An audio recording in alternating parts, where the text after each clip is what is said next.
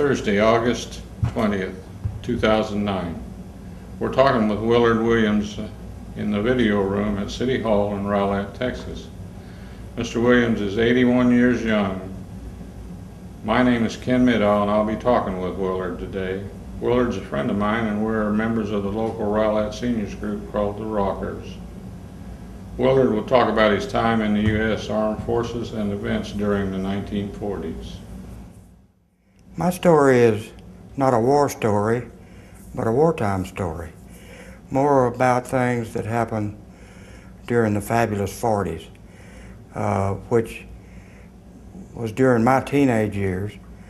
And to me, it was a very exciting time. It was a sad time because of the war. It was a happy time, a romantic time. Lots of things took place and lots of changes occurred during the fabulous 40s. I was born in Waco, Texas, February the 5th, 1928. I lived there until I was about 4 or 5 years old, and moved to the cotton community of Aquila, Texas. Now, Aquila was nothing but a farming community.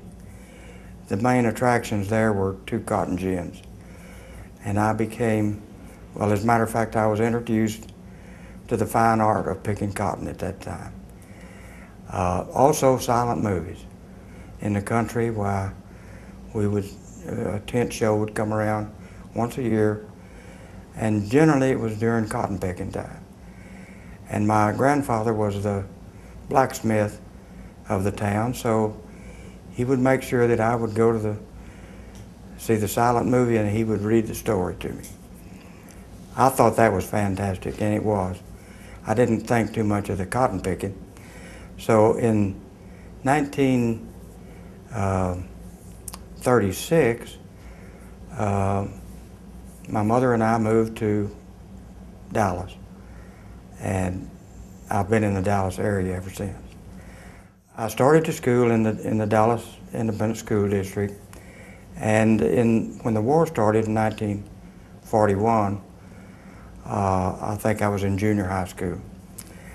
And at that time, I moved to a community called Urbandale, which was just outside the city limits of Dallas. And it was in Urbandale that I met my lifelong friends. There were about 8 of us boys that ran around together and almost became inseparable. Well, first of all, I guess 1941 was the first year, or the last year, that automobiles were made by the American auto industry, because at that time those facilities were turned into manufacturing defense equipment for a war effort. I did somehow come across a Model T Ford, and even though it had no tires, I bought it because it had a good price on it. $15 seemed like a pretty good price. And when I bought it from my friend at the grocery store, he told me that it was on a vacant lot, and I went down there and he found it upside down. So it did have tires on it at that time, but we bought about 10 packages of monkey grip tire pads and went to work, and that was our mode of transportation for a while, but the tires didn't last long. Model T tires were hard to come by anyway, and during the war, of course, all tires were hard. I can't remember whether they were rationed, but most everything else was rationed, especially gasoline. You had to figure out a way to get gasoline because you had to have a gas stamp. Well, fortunately, one of our friends worked at a service station. Now, I don't know how he came about these extra gas stamps. Never did really ask him, but we would acquire a gas stamp and purchase gas at a price of somewhere around 25 or 30 cents a gallon. Even then, that was pretty hard to come by sometimes. But we managed. You could sell coat hangers for a penny apiece and Coke bottles for 2 cents apiece. So there was a way to make money. The high school years were, I thought, in my life, were just great years. I enjoyed every minute of high school, and I think I did because my friends enjoyed it. We all, for lack of other things to do, all participated in sports, and we played any kind of game that was available. So that kept us pretty busy most of the time, and I think it did something else. It also kept us out of trouble. And we did have high school dances, and that was a lot of fun. That's when you danced with a girl, you held her in your arms. I see them dance today, and it looks like everybody's doing their own thing. At any rate, it was fun and romantic. The music was something that I could understand. It was smooth and mellow, and the big bands were very popular at that time. The Glenn Miller, Jimmy Dorsey, Tommy Dorsey. So those were great times for us. All of those were played on the big 78 records and radio, no television. So there was lots of radio playing. 1945 was probably one of the most exciting years in the 40s for me. In February, I turned 17. Now that was a big event to me. In May, early May, I believe, the war in Europe was won. And in late May, I graduated from high school. Now that was a big event also. But by late June, I was on my way to New York City. The thought of going to New York City was just about overwhelming. I'd never really been out of Dallas County very far. I thought about things I'd seen in the movies, in the news, Madison Square Garden, Yankee Stadium, the Polo Grounds, the Statue of Liberty, the Empire State Building, just on and on and on. So I could hardly wait. Well, I didn't have to wait long, because before the 1st of July, I believe, I was at the U.S. Maritime Base, Sheepshead Bay in Brooklyn, New York. It was good training, and I also went in with 3 of my friends, so that made it even more exciting. At that time, on any military installation, there was always a lot of entertainment. And of course, being in New York, there was lots of celebrities, entertainers in that area. And one particular evening, we had a young man. He didn't look a whole lot older than me, but he was about as thin as a toothpick. He was a singer. And I told my friend, I said, if that guy has got enough energy to finish a song, it'll surprise me. Well, he had a lot of energy. He was a very energetic guy. And he sang several songs. One in particular I remember was, I believe, that Old Black Magic. Well, it turns out the guy ended up as being a pretty good success, not only as a singer, but also as a movie star. You probably know who I'm talking about. It's Frank Sinatra. He was great. And we had entertainment like Sinatra about every week or two. But the real excitement came when we would go to town. One thing, being from Texas, that kind of amazed me was the fact, right on Times Square, Broadway and 42nd Street, there was a cop on a horse in New York City on a horse. Well, I couldn't understand the logic in that, but I didn't care. Didn't matter.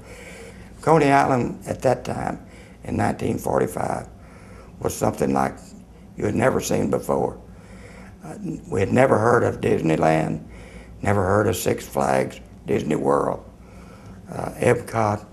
None of that was in existence. Coney Island was the place. That was wonderful. We would, one particular time, our friends, a couple of them, went to Coney Island, and while we were there, a couple of nice young ladies approached us and asked us if we wanted to go to a block party. Well, I had no idea what a block party was. So we asked them, where was it and what did they do at a block party? She says, well, if you've never been to one, just come with us.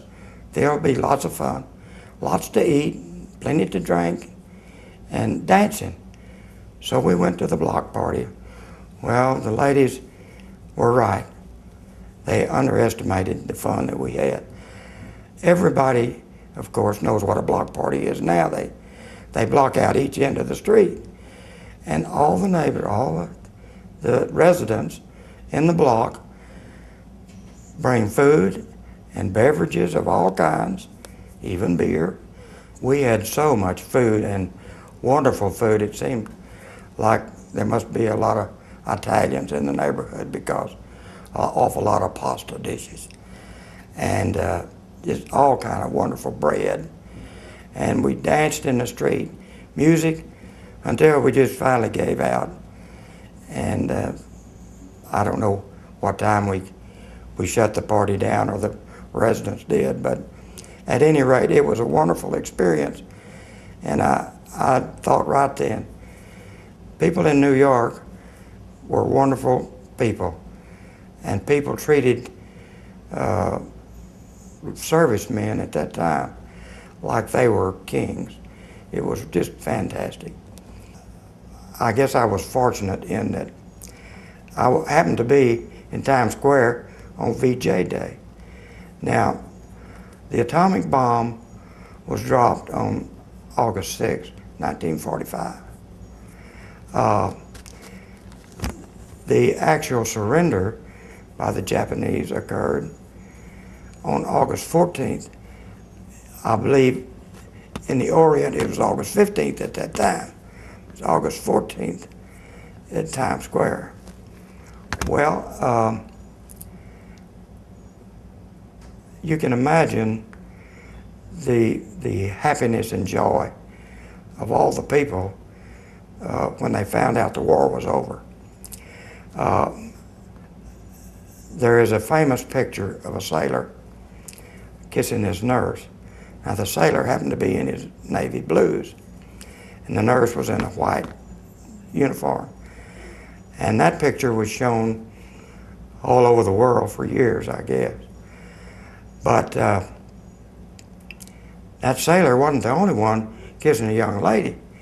That seemed to be an everyday occurrence, or an every minute occurrence. All the gentlemen, all the older men in the crowd, if you had a uniform on, they wanted to shake your hand. And all the ladies, the older ladies, wanted to hug your neck. And all the younger ladies wanted you to kiss them. Well, being an honorable Texas boy, I didn't know what else to do, so I participated as much as I could. And it was a lot of fun, too. Maybe I learned how to kiss there, I don't know. You made a lot of money when you were in the service. I think, if I remember correctly, I made $50 a day, once a month. And, but it was amazing how far $50 would go. One thing that I was so impressed by was the movie theaters. And they were all around Broadway and 42nd Street in that area. But when you went to the movie, you got a little more than that. About every week or two, they would have different entertainers there. And most of the time, they would have big bands. You saw the movie, then naturally you had a cartoon. And you had 15 or 20 minutes of the news, the latest war news, that was always important as to what was going on in both theaters, the Pacific and Europe. Then they had a big band. And when I'm talking about a big band, the names that we all of my age recall, the Glenn Millers, the Tommy Dorsey, Jimmy Dorsey, Artie Shaw, Gene Krupa. It just so happened the program that I brought, that I have, was when Gene Krupa was one of the big bands, and he was a drummer. And what a drummer he was. Now the cost of that, I'm just guessing now, but if adults got in for 50 or 75 cents, maybe 50 cents, children maybe 35, servicemen could probably get in for a quarter. Now you got a movie and a cartoon and a newscast and a live band for a quarter. Now that's got to last several hours. A lot of entertainment. That was just fantastic, and we did that every week or two as long as I was in New York. I stayed in the Merchant Marine until 1948. And like I say, I sailed the Atlantic and the Pacific and the Caribbean, went to Japan twice, and all over Europe, England, France, Germany, and saw many interesting sights, talked to many interesting people. This was directly after the war, 46, 47, 48. And it was very interesting to talk to the people in those countries that had been severely bombed out, France in particular. I happened to be in the city of Rouen, France, which I think they called the city of churches, and for good reason. It seemed like there was a church on every corner. But I saw where the buildings had been strafed and there was pock marks all over the buildings. Rightly so, the French were not overly fond of the Americans for that reason, because we were trying to drive the Germans out of France. And in order to do that, it was pretty costly to the country of France. And of course the Normandy beachhead took place in France. But you have as a sailor, you have the opportunity to go to a lot of places and talk to a lot of people. And this was very educational for me, because a lot of people at 17, 18, 19 are going to college and getting an education. I got quite a different education, and I think I'm much better off for it, because at an early age I was able to view the culture of other people in other countries, which is sometimes very hard for Americans to understand. Just exactly why other cultures, other nationalities view things the way they do. And so it's interesting to see that firsthand. So we decided that we'll go back to Texas and throw in the towel, give up the Merchant Marine. And after 3 years, well, I think we had